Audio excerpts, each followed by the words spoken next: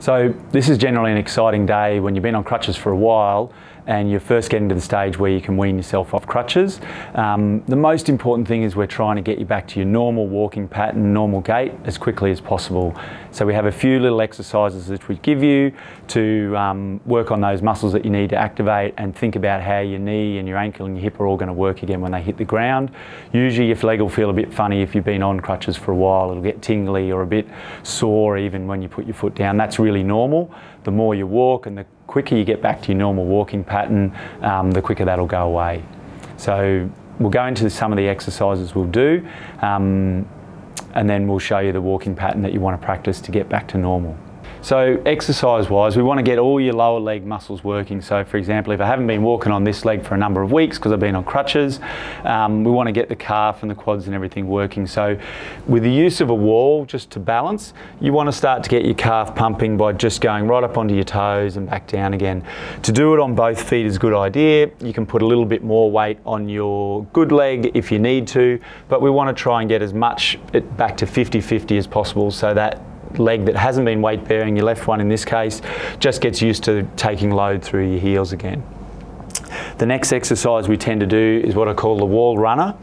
So we put our feet back a little bit. The most important bit is we try and get your knee nice and straight, and then you're going to lift up your opposite leg and then lift up your affected leg, and you're just trying to get that walking pattern moving while you've got the support of the wall and get used to putting your foot on the ground. Key thing, as I said, is when you put that operated leg or affected leg down, that you're trying to get your knee straight under load and the weight through your heel. And you might do with each of these exercises 10 to 20 repetitions depending on how it's feeling, and just gradually build up. So the other drill we want to try and do is to get your quads and your glutes working from like a high-ish sort of chair or bench, so something where your hips are up higher than your knees. You want to do a gentle sit to stand, so you're leaning forward from your hips, pushing through your heels, and most importantly trying to get your knee back to full extension. And look, this is a nice easy one. You really want to take 50-50 weight if you can, but if you are sore because you haven't been weight bearing on that leg for a while, you can do like a 60-40 or a 70-30 until you can take that load. But the idea is doing nice easy repetitions, touching down, pushing back up with the weight through your heels, and making sure you're getting that full knee extension all the way out. Okay, so the exciting time is when you want to get off the crutches, and it's really hard to get from being totally non-weight bearing for, say, 4 to 6 weeks to walking on it completely normally. But the sooner you can do that, the better. So with your crutches, from being in that position where you're hopping around, we want to start to touch your foot down, touch from your heel, and you want to walk right through to your toe.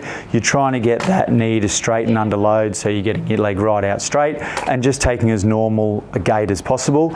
As you get better at it, we want to try and drop one of the crutches, and the one you want to drop is on the same side as your affected leg. So if it's your right leg that's your sore leg, you want to use your left crutch, and you put your left crutch and your right leg out together so you can stand up nice and straight. Same thing, getting that full extension, rolling through from your heel to your toe.